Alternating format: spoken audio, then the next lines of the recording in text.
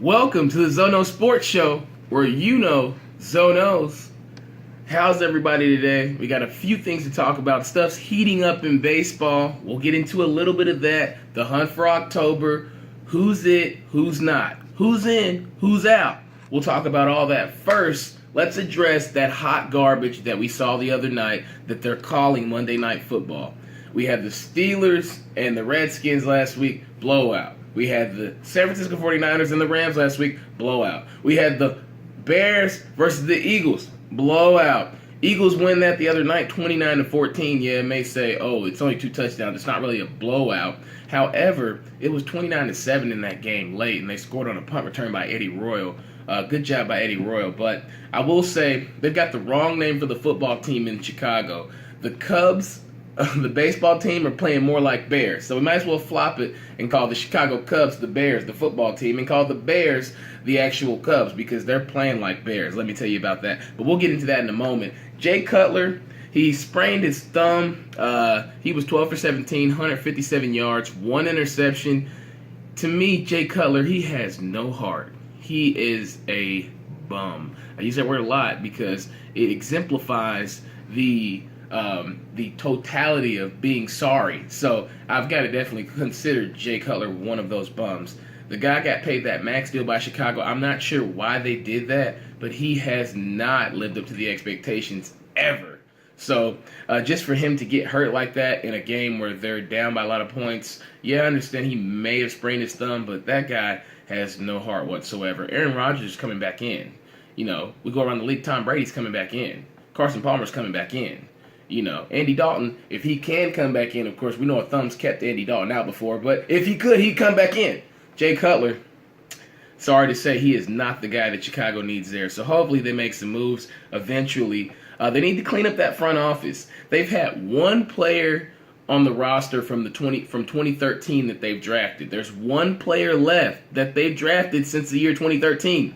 That's despicable. What that says about the front office is that they really don't know what they're doing. That's like going to Walmart, buying a bunch of groceries and getting home and filling up your fridge and saying, I don't think I need any of these. I'm going to take these back or I'm going to exchange these. Why did you buy them in the first place? You bought a whole bunch of groceries. So I really just think they need to do something there in their organization from within to clean out the people who are making those player acquisition decisions. Terrible, terrible, terrible. Now, also, the Eagles' play calling, I must say, I was really impressed. That was sweeter than your granny's lemon meringue. Doug Peterson, he treats play selection like arts and crafts. I really like how he mixes it up in different situations, different spots. If you saw the game on the goal line, they throw a receiver screen on the 1-inch line. I mean, and this guy, he brings different people in. You know, he brings in Smallwood. He brings in Kenyon Barner from Oregon. He brings him in. I mean, they switch so many people around. They use everybody, which keeps everybody on the team engaged. So I really like Doug Peterson. He's like a new Chip Kelly. Philadelphia, they got rid of Chip Kelly, but Doug Peterson, he's got that team going in the right direction. Also, Carson Wentz, obviously, he is the real deal Holyfield. But why are we surprised? I mean, the guy did win 4 championships at North Dakota State. They won 5 straight. Correct me. I'm sorry about that. They won 5 straight. When you win so many of those, you forget who won what. You just know they're winning. But Carson Wentz, why are we surprised? He played in a pro-style offense at North Dakota State, and the guy's a proven winner. You win 4 straight at any level, high school, college, pro. You win 4 straight. You are the man regardless. So why are we surprised about Carson Wentz? Just because he played at North Dakota State, a program that's prominent for beating Division I programs? I mean, they've already beat Iowa State and Iowa this year. So let's not be surprised and jump to conclusions and say, oh my gosh, how's he so good? Because he's been good. Now, we jump right over to baseball for a moment. The MLB wild card, that's wrapping up. The AL wild card, Toronto and Baltimore, neck and neck. They both have a lot of hitters. Manny Machado, Chris Crush Davis for Baltimore, as well as Toronto's got Jose Bautista. Josh Donaldson was hurt a while ago. I think he's back in full effect. Encarnacion. They've got a lot of players.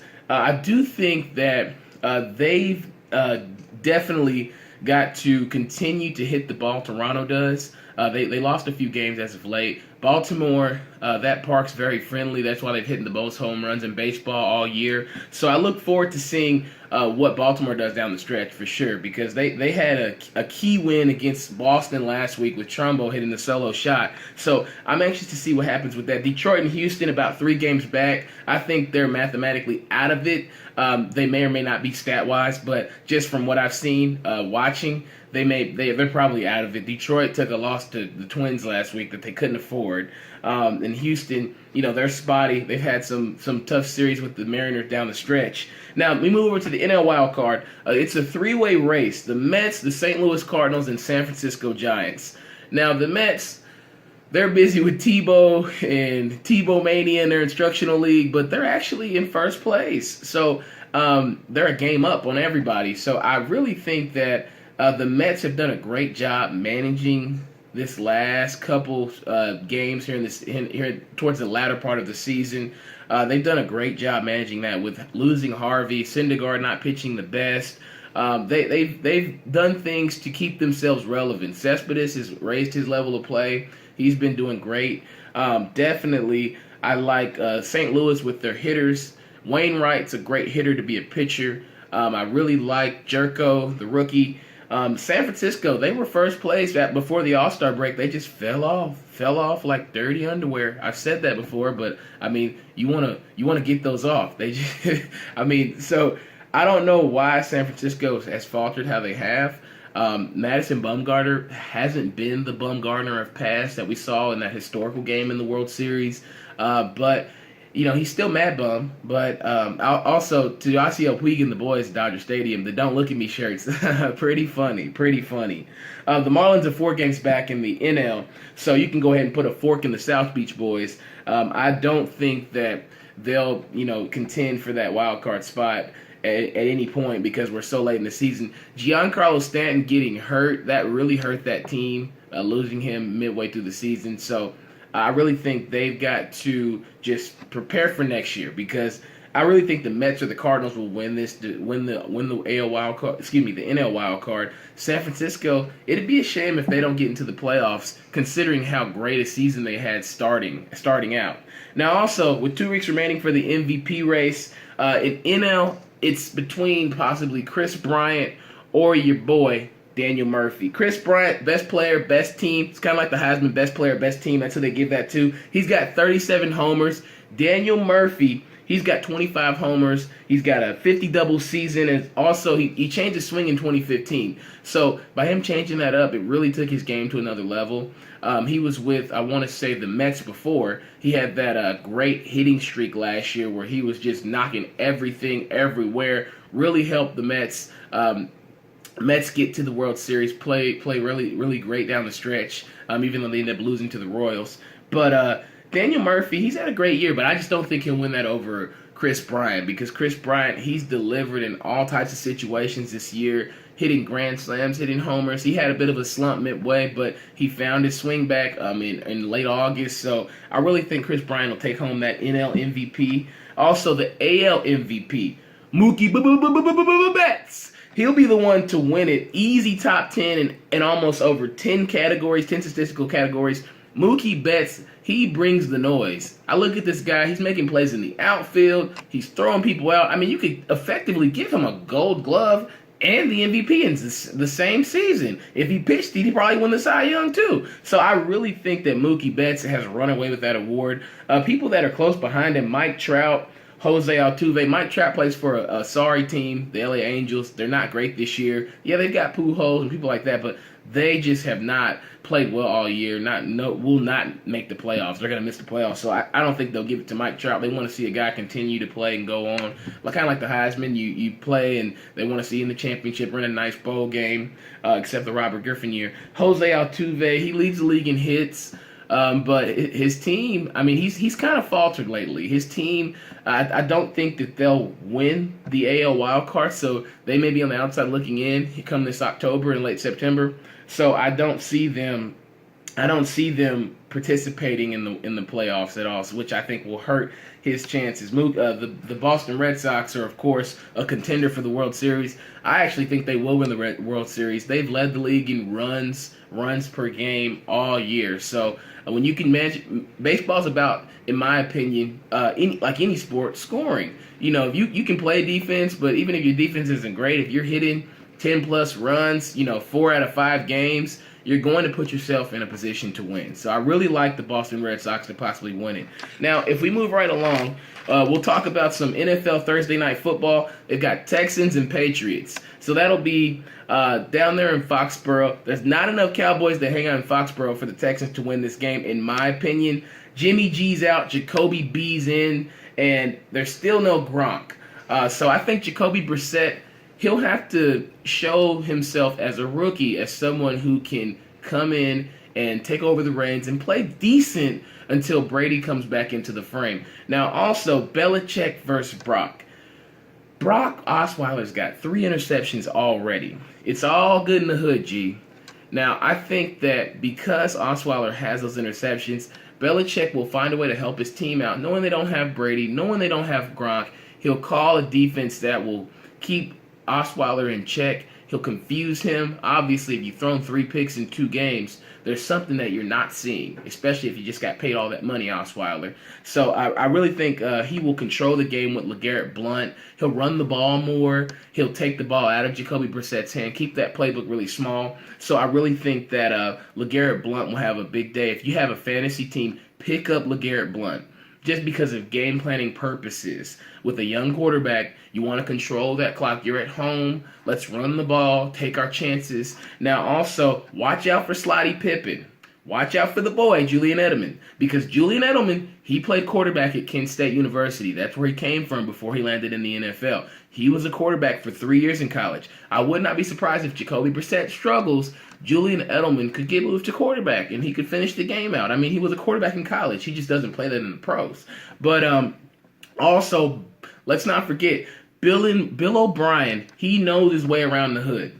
Now, and I say that he does know and is familiar with the Patriots organization. So he's somebody who was there before he went to Penn State, then came back to Houston. He's someone who understands what they try to do there in New England. So maybe that'll be an advantage for the Texans. I don't think they'll win. J.J. Watt will have a decent game.